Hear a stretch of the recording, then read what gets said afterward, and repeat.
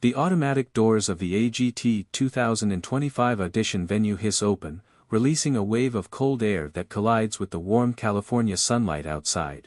For most contestants, this building is a place of excitement, an electric world of dreams, cameras, and glittering possibilities. But for one 3-year-old Eli Navarro, it feels impossibly large, like a giant he has no business walking into. He steps inside, his small frame swallowed by the crowd. Contestants rush past him in sequined costumes, makeup dripping with confidence. Dancers stretch along the hallway, magicians practice card tricks, singers warm up with perfect pitch. The air buzzes with talent and ambition. Eli clutches his faded backpack tighter. Inside it are only two things. A pair of old shoes with the soles peeling. A folded letter carefully preserved written by his late choir teacher, Miss Ramirez. Your voice will touch the world someday, Eli. Don't give up. He carries the letter everywhere, almost like a shield against doubt. Eli isn't like the other kids. He's small, quiet, and painfully shy. His t-shirt is 2 sizes too big, and his hand-me-down sneakers squeak with every step. People often overlook him, some don't notice him at all. He's used to it. But today, invisibility is impossible. Cameras roam the waiting area like curious eyes. Crew members in black AGT shirts hustle past contestants, handing out clipboards and checking microphone packs. The waiting room is a kaleidoscope of nerves and dreams, and Eli, with his trembling hands and soft gaze, seems like the last person who would dare to stand on one of the world's biggest stages. A kind-looking production assistant spots him standing alone and walks over. Hi sweetheart, are you here to audition? Eli nods, trying his best to steady his voice. Yes. Yes, ma'am. What's your name? Eli Navarro. She smiles warmly. Beautiful name. And how old are you? 13. Wow. Brave young man. What will you be performing today? Eli hesitates, swallowing hard. I am. It's the one my choir teacher taught me. The assistant's smile softens. Well, you're going to do great. Stay right here, okay? I'll come back for you soon. Eli nods again, though his stomach knots tighter with each passing second. He finds an empty chair in the corner and sits, watching the other contestants with wide, observant eyes. A girl with a sparkly jumpsuit sings effortlessly as her vocal coach nods in approval. A teenage boy practices breakdancing moves that look like they defy gravity. Everyone here seems extraordinary. Eli feels his chest tighten. What am I doing here? Back home in Manila, he sings on jeepneys for loose change, his voice echoing between the metal walls as passengers hand him coins with tired smiles. He sings to help his grandmother pay for her medicine. He sings to feel close to Miss Ramirez, who passed away just months ago. But singing on a jeepney is different from singing on a global stage surrounded by millions. He pulls the letter from his backpack and unfolds it carefully, smoothing the creases. The handwriting is familiar, almost like hearing her voice again. Eli, never let the world tell you your voice is small. Some voices are meant to heal, not impress. And healing is the greatest gift of all. His breath catches as he rereads the words. Miss Ramirez believed in him when no one else did. She stood up for him when other kids mocked the way he sang softly at first, then with unexpected power. She was the reason he practiced every night, long after the other children in his neighborhood went to sleep. He whispers to the letter, I wish you were here. Just then, a ripple moves through the room. Conversations quiet. Heads turn. A producer calls out, all contestants, please be aware our guest judge has arrived. Eli watches curiously as a tall, dignified figure steps into the room, escorted by security. It's Morgan Freeman. The audience in the waiting area reacts like royalty has arrived. Some gasp. Others whisper excitedly. Morgan smiles gently at everyone, nodding as if he sees each person individually. For a moment, his eyes fall on Eli. And instead of looking past him, Morgan Freeman sees him. He gives a small nod. Eli's heart skips. He noticed me. A warmth rushes through him, small, but powerful enough to chase away a fraction of the fear. Minutes later, a stagehand calls out, Eli Navarro, please come with me. You're up next. His heart slams against his ribs. He stands, gripping the backpack strap so tightly that his knuckles turn white. The hallway leading to the stage is long, lit by glowing arrows that guide contestants forward. Each step he takes echoes louder, like a heartbeat. Behind the curtain, he hears the roaring audience. Thousands of people. The kind of crowd he's only ever seen on TV. His palms sweat, his throat tightens. A crew member places a microphone pack on him and crouches down to his level. Hey, buddy. Nervous? Eli nods quickly. That's normal. But let me tell you a secret. The crew member leans closer. The judges love honesty. They love heart. Just be you. Eli breathes deeply. Beyond the curtain, he can hear the familiar voice of Simon Cowell speaking. He hears the judges' laughter. He hears footsteps on the polished stage floor. And then. Next contestant, please come forward. The curtain lifts. And Eli steps into the light. The stage feels enormous, like a universe. The iconic AGT star glows beneath his feet. The judges' panel, illuminated under soft beams, looks both intimidating and inviting. He sees Simon Cowell studying him carefully. He sees Sofia Vergara smiling kindly. He sees Howie Mandel giving an encouraging thumbs up. He sees the guest judge Morgan Freeman leaning forward, his gentle eyes full of curiosity. Eli swallows hard. Simon adjusts his microphone. Hello, young man. What's your name? Eli's voice trembles. Eli Navarro. And where are you from? Manila, Philippines. Morgan Freeman smiles. Welcome, Eli. Eli's knees weaken slightly. Simon asks, and what brings you here? Why AGT? The boy looks down, gripping the microphone. He feels the weight of the letter, the weight of his grandmother's smile, the weight of every jeepney he has ever sung on. Finally, he lifts his head. I came. Because someone believed my voice could touch the world. The audience murmurs softly. Morgan Freeman's eyes glisten with interest.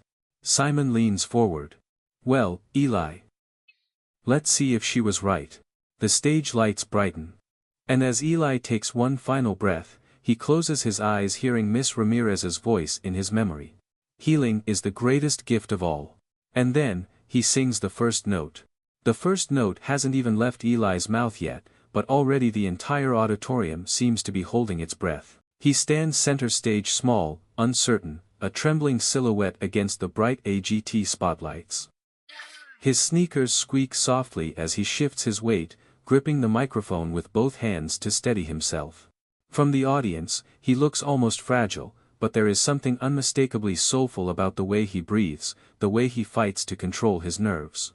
Simon Cowell studies him with the same calculating intensity he reserves for singers twice his age. And Morgan Freeman, calm, wise, gentle, watches the boy with an expression that feels like a quiet whisper of encouragement. After a moment that feels like an eternity, Simon speaks. Eli, I know this is scary. Take your time. The boy swallows, nodding. Simon continues, before you sing, I want to understand your story. Why did you come all the way from the Philippines to audition for AGT? Eli's fingers tighten around the microphone. He opens his mouth, but no sound comes out. His heart pounds like a drum inside his chest. Every pair of eyes in the auditorium is on him. He feels hundreds of camera lenses pointed toward his face, waiting, expecting, judging. His throat tightens. Then he reaches into his pocket and feels the familiar crinkle of Miss Ramirez's letter. And somehow, that gives him strength. He clears his throat. I came. Because I want to help my grandma. The audience shifts. A murmur of interest ripples through the room. She's sick. Her medicine is expensive. He forces himself to continue. I sing on jeepneys back home to earn money for her. I usually make around $3 a day. Sophia lowers her hand to her heart. Oh my God. Howie's smile softens. That's incredible. Eli. But Eli isn't finished. And the next part of his story catches even the judges off guard. And I'm here, because my choir teacher believed I should try. His voice cracks, but he pushes through. She used to tell me that my voice was small but powerful, and that one day, it would touch people. Morgan Freeman leans forward, resting his hands under his chin. He feels the emotion before the words even fully settle. What was her name? Morgan asks gently. Miss Ramirez, Eli whispers. She passed away last year. The auditorium falls completely silent. Eli blinks rapidly, trying to stop the tears rising in his eyes. She used to tell me that singing was more than just hitting notes. She said singing is healing. He looks at Morgan Freeman, gathering courage. She said some voices are meant to make people feel less alone. Sophia wipes away a tear. Howie nods slowly, visibly moved. Simon's expression shifts, softening, understanding something deeper. But it's Morgan who breaks the silence. With a voice that vibrates with empathy, he says. Your teacher was right. Eli's breath trembles, and the entire room feels it. E continúes, quietly. I wanted to come here last year, but I was too scared. He glances at the audience. I thought people would laugh at me. Or they'd say my voice wasn't good enough. Simon's eyes sharpen. Who told you that? Eli hesitates. Then he answers honestly. Other kids. Sometimes grown-ups too.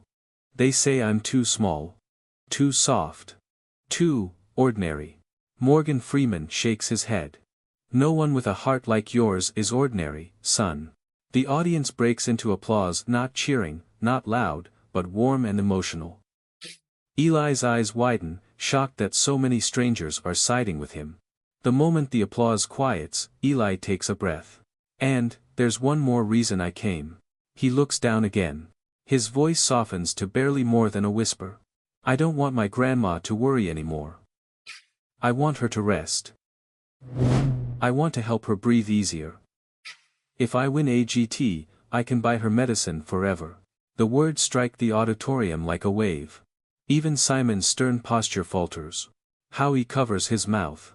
Sophia presses a hand firmly on the table as if grounding herself. Morgan Freeman's eyes glisten, not dramatic, not exaggerated, but quietly overwhelmed. A producer in the wings wipes away tears. A man in the audience mutters, God bless that kid. Even the camera operator sniffles. Eli doesn't notice any of it. He's too afraid he said too much. Too afraid he didn't say enough. With trembling hands, he pulls the letter from his pocket and holds it up. This is the letter my teacher gave me. I brought it just to feel like she was here with me. Morgan speaks softly, reverently. Would you read it to us? Eli nods and unfolds the paper. It's old, creased, frayed at the edges. He reads, voice shaking. Eli. The world is full of noise. Loud voices. Angry voices. Voices that try to drown out everyone else. Don't let them drown you. Your voice is different. Your voice heals. And healing is the greatest miracle of all. Don't stop singing, my boy. Even when I am no longer here to listen. A tear drops from the paper and darkens the ink slightly. When Eli lifts his head, the entire auditorium is different. He doesn't feel judged. He doesn't feel small. He feels understood. Morgan Freeman wipes the corner of his eye with a handkerchief. Eli, he says softly, you have a gift. And it's not just your voice. It's your soul. The audience applauds again, this time louder, stronger, united. Simon clears his throat, visibly moved but trying to stay composed. Eli, thank you for sharing that. Truly. The boy nods shyly. Simon leans forward. Now, I want you to take all of that love, all of that pain, all of that hope. And put it into your song. Eli breathes deeply. Morgan Freeman smiles. We're ready when you are, son. The stage lights shift, soft, golden, warm. Eli closes his eyes. And with the memory of Miss Ramirez behind him and the hopes for his grandmother ahead of him, he opens his mouth. And prepares to release the voice that no one believed in. Except the two women who loved him most. Backstage at AGT was a strange universe of nerves, dreams, and glittering hopes, where every heartbeat sounded louder than it should. Crew members rushed past with clipboards, contestants stretched their hands, whispered prayers, or paced like athletes before a championship. But in the middle of all the noise and color stood Gabriel, still as a stone, clutching his old guitar, the same one his father had saved for months to buy before he passed away. He sat on a metal folding chair, sneaker tapping restlessly against the floor. His grandmother, ailing Rosa, sat beside him, her wrinkled hand resting over his. "Anik," she whispered softly, "you're shaking." Gabriel swallowed. I don't want to mess up." She leaned closer, eyes gentle and warm. "The world isn't waiting for perfect, Apo. It's waiting for truth. And you have that." Her words wrapped around him like a blanket, but the fear still lingered, heavy and stubborn. Across the hallway, a little girl practiced ballet spins. A choir of teenagers rehearsed harmonies. A man in a sparkling gold jacket hummed nervously into his hands. Everyone had their story. Everyone had their scars. Everyone carried something invisible but heavy. Gabriel squeezed his guitar tighter. He carried loss. He carried love. He carried a promise. Just then, a producer approached with a headset. "Gabriel? You're on deck. You'll be next." The words hit him like a sudden wave. His breath shortened. His palms dampened. He stood up, legs wobbling, guitar strap sliding off his shoulder. For a moment, he felt like he was 8 years old again, the day he lost his father, the day his voice broke into pieces. But then he remembered the last thing his father ever said to him as he tucked him into bed during a stormy night. "Don't hide your voice, Anik. God put music in you for a reason." He blinked back tears. A sudden quiet settled over the hallway. Morgan Freeman himself walked past, guided by producers, his presence calm and captivating. Contestants stopped and stared with wide eyes. Some whispered, "Is that really him?" Others simply watched in awe.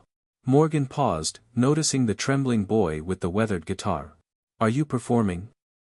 Morgan asked in that warm, unmistakable voice. Gabriel froze. "Yes, sir." Morgan's eyes softened. "You look afraid." Gabriel swallowed. "I am." There was a pause, not long, but deep. Then Morgan crouched down so their eyes were level. "Let me tell you something," he said, voice like a soft river moving through time. "Courage is not the absence of fear. Courage is doing it anyway. And son," he gently tapped Gabriel's guitar. "You've come too far to hold back now." Gabriel stared at him, breath unsteady. "But what if I'm not good enough?" "Then sing with honesty," Morgan replied. "People don't cry over perfection. They cry when they recognize themselves in someone else's truth." It was as if the world paused. Even the bustling producers nearby seemed frozen in place. Gabriel felt something shift inside him, a small but steady flame sparking to life. "Thank you," he whispered. Morgan squeezed his shoulder. "Go show them who you are." As he walked away, his silhouette calm and assured, Gabriel felt his lungs expand for the first time in minutes. Something heavy lifted off him. Fear still lived inside him, but hope stood beside it. A stage hand waved him forward. "It's time." Gabriel followed, each step slow, deliberate. The hallway narrowed as he neared the curtain leading to the stage, the same curtain thousands had stood behind before facing the world. He could hear the crowd beyond it, laughter, clapping, buzzing anticipation. The judges were introducing the next act. Simon Cowell's voice echoed faintly, casual and sharp. Gabriel exhaled shakily. His grandmother walked with him until they reached the boundary where family members had to stay behind. She cupped his face with her soft hands. "Remember. Apo, sing like your father is standing right beside you." He nodded, tears forming. She kissed his forehead and smiled. "You are never alone." The curtain parted just slightly, letting out a sliver of white-hot stage light. It felt like stepping toward another world, one filled with possibility and danger. The producer looked at him. "Ready?" Gabriel held the guitar close, pressed a hand briefly over his heart, and nodded. But before he could step through, he heard a voice behind him, gentle, deep, unmistakable. "You've got this, son." He turned. Morgan Freeman was giving him a small nod from across the hallway. It was a simple gesture. But it felt like the universe whispering, "Go." And so Gabriel stepped forward through the curtain, into the blinding glow of the stage, into the vast ocean of the AGT arena, where thousands of strangers waited to hear a boy who once believed his voice had died with his father. As his foot touched the glittering stage floor, Gabriel felt something powerful rise through him, not confidence, not certainty, but a quiet strength built from love, memory, and the generosity of a stranger who believed in him. The moment the spotlight hit him, he no longer felt afraid. He felt found. The arena was enormous, so vast that Gabriel felt as if he had stepped inside the beating heart of a living, breathing giant.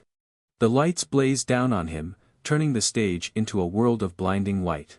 The crowd, a sea of silhouettes, murmured and rustled, their attention tightening like a rope around the boy standing center stage.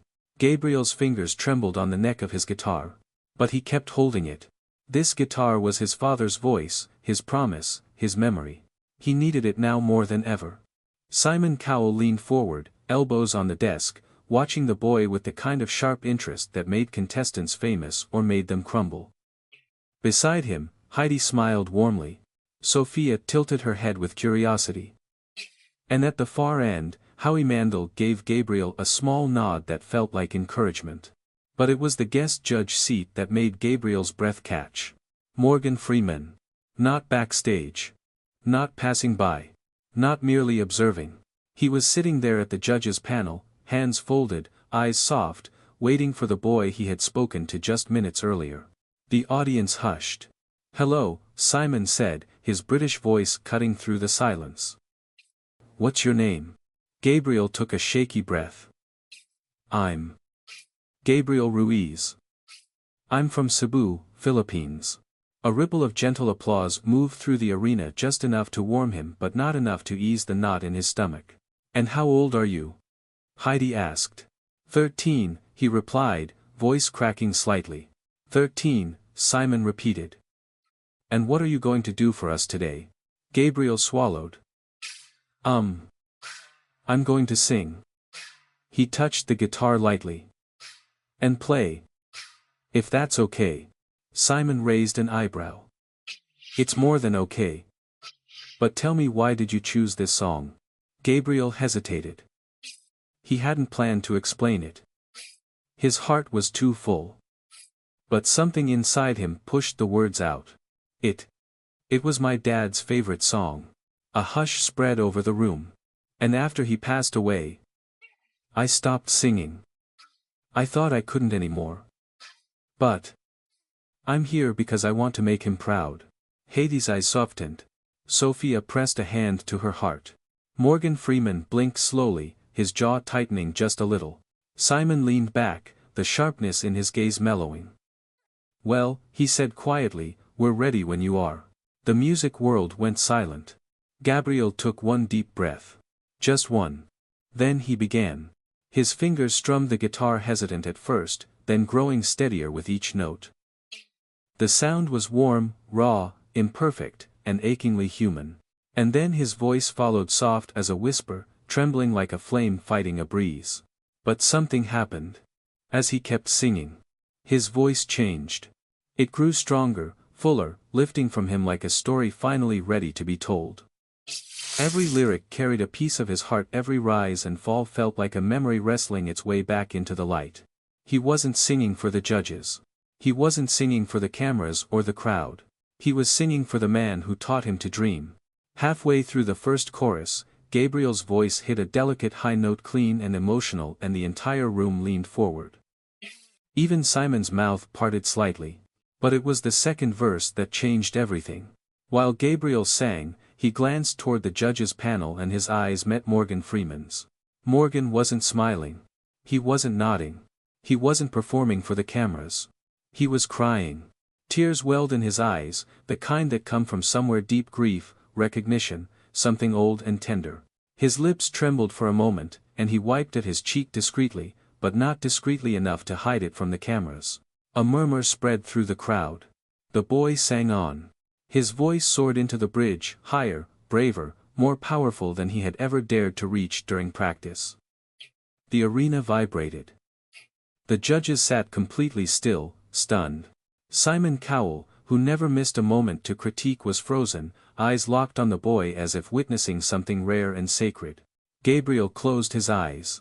He imagined his father sitting in the front row, smiling softly, tapping along to the beat. His voice cracked beautifully, heartbreakingly. The audience felt it. The world felt it. When he reached the final note, a note so pure it shimmered through the air like light, silence held the arena for a breathless second. Then, the crowd exploded. A roar of applause shook the floor like thunder. People stood, clapping, shouting, whistling. Heidi rose first, beaming. Sophia followed, hands clapping above her head. Howie stood, impressed and emotional.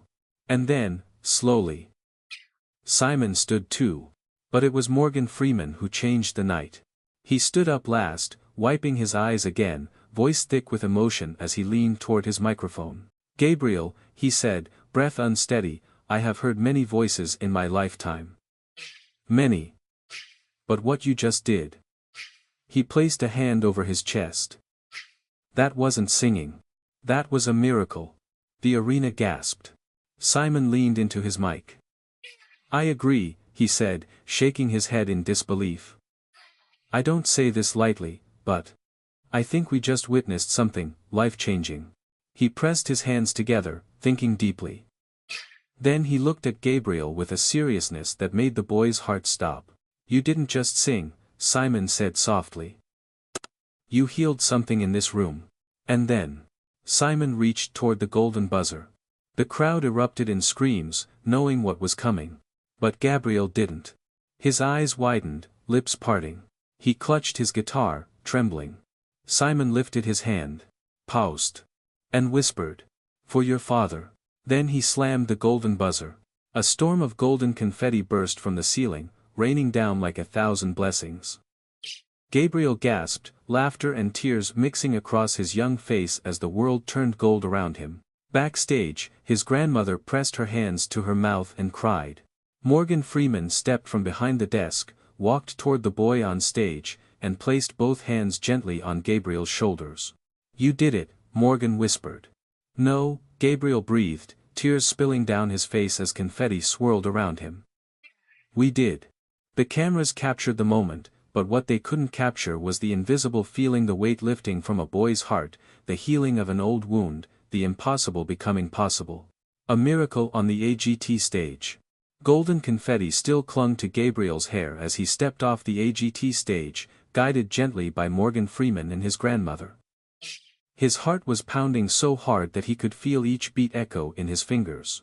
His palms were sweaty, and his voice still trembled with the remnants of the song, like an echo that refused to leave his chest. Backstage was chaotic, producers cheering, crew members wiping their eyes, contestants hugging him even though they barely knew him. But there was one person Gabriel sought as soon as he crossed the threshold behind the curtain. His grandmother. She rushed to him with tears pouring down her wrinkled cheeks. "Apo. You did it," she cried, pressing his head against her chest. "Your papa is smiling in heaven." Gabriel hugged her tightly. "Lola. I felt him on stage. I really did." Before she could answer, the whole room erupted as a group of producers, including the head talent executive, approached them with wide smiles and shining eyes. "That," one producer said breathlessly, "was one of the most extraordinary auditions we've ever had. Your story, your voice, your soul," another added, wiping at her eyes, "America is going to fall in love with you." Even in the swirl of praise, Gabriel remained humble, shoulders slightly hunched, cheeks stained with tears. He didn't know how to respond to so much attention. He wasn't used to crowds or cameras or people telling him he was special. His grandmother placed a hand on his cheek. "Let their words sink in, Apo. You deserve this." Behind them, someone cleared his throat.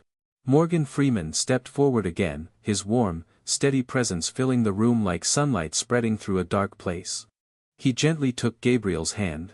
"Son. I want you to know something." He paused, voice thick with emotion. "When you sang that last note, it reminded me of something I thought I'd forgotten." Gabriel looked up, curious. "What's that, sir?" Morgan smiled softly, eyes glistening. "Hope. The room fell silent. Not the heavy, uncertain silence from before Gabriel's audition but a quiet, reverent one. A silence filled with understanding, gratitude, connection. Morgan continued, "You healed something inside me. And I wasn't expecting that." His voice broke just slightly. "Thank you." Gabriel felt tears prickle his eyes again. "Thank you, sir. You believed in me. Even before I stepped on stage." Morgan shook his head gently. "No, Gabriel. I didn't believe in you before the stage." He pointed to Gabriel's heart. "I believed in what I saw in your eyes. Strength. Pain. Courage.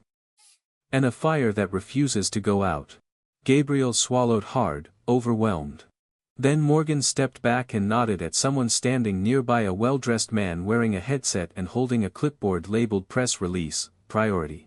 "We need him," the man whispered to the head producer. "Tonight?" she asked. "Tonight." Gabriel blinked. "What's happening?" His grandmother held his hand tightly. The head producer stepped forward.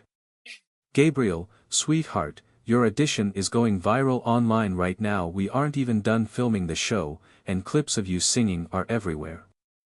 Millions of views. People are calling it the Miracle Boy performance." Gabriel's eyes widened. "But that's not all," she added. "The governor of Cebu tweeted about you. News outlets in the Philippines are running the headline, 'Cebuano Boy Brings America to Tears.'" "What?" Gabriel gasped. "Already?" "Already," she said with a laugh. "And companies are reaching out asking to sponsor your guitar, your travel, your clothes, everything." His grandmother covered her mouth, overwhelmed with gratitude. "Dios, co. This is too much." But the producer shook her head. "This is just the beginning." Another assistant rushed in, nearly tripping over a cable. "They want him on Good Morning America tomorrow." "Like tomorrow morning." Gabriel felt dizzy. He had spent years singing in his small school chapel, performing in barangay events, hoping someone might someday hear him. Now the world was listening. That night, back in the quiet of his hotel room, Gabriel finally had a moment to breathe. His grandmother helped him remove the remaining confetti from his hair, laughing softly as she placed the golden star-shaped flakes in a small bag. "For memories," she said tenderly. He looked out the window at the lights of Los Angeles shimmering like thousands of tiny dreams waiting to be discovered. "Lola?" he whispered. "Yes, Apo. Why me? Why did this happen to me?" She sat beside him on the bed and cupped his face with both hands. "Because, Gabriel, the world needed your voice." He frowned slightly. "But there are so many better singers." She shook her head. "People don't fall in love with perfect voices," she said. "They fall in love with true voices. And yours came from a heart filled with love." Gabriel felt his eyes burn. He looked at the guitar leaning against the walls, chipped, scratched, old but precious beyond words. His father's guitar. "Do you think," he whispered shakily, "he heard me today?" His grandmother's smile was soft, radiant. "My child, he heard every note." Gabriel pressed his face into her shoulder and cried quietly, not because he was sad, but because something deep inside him had finally healed. The next morning, Gabriel woke to find his grandmother sitting at the small hotel table, humming as she made him hot chocolate with a packet she brought from the Philippines. When she saw him wake up, she patted the chair beside her. "You have a big day today, superstar." "Lola," he groaned, cheeks flushing, "don't call me that." But she only laughed. Soon, the room phone rang, and a producer's voice crackled through. "Car is waiting downstairs. And Gabriel. Congratulations. America can't stop talking about you." As they stepped outside into the cool morning air, Gabriel instinctively reached for his grandmother's hand. She squeezed it. "You ready?" she asked. Gabriel took a deep breath. He thought of his father. He thought of Cebu. He thought of Morgan Freeman's tears. He thought of the golden buzzer showering him in gold. He thought of the millions of people across the world who now believed in him. And for the first time in his life, he felt ready. "Yes," he whispered. "I'm ready." They walked together toward the waiting van. Producers greeted him, microphones were clipped to his shirt, cameras rolled, and a busy Los Angeles street buzzed with life around him. But Gabriel felt calm, grounded, as if he carried a secret light inside him. Not the light of fame. Not the light of attention. But the light of a boy who finally understood that his voice had a purpose. As they drove away toward the studios, Gabriel gazed out the window at the rising sun. This, he thought, is only the beginning.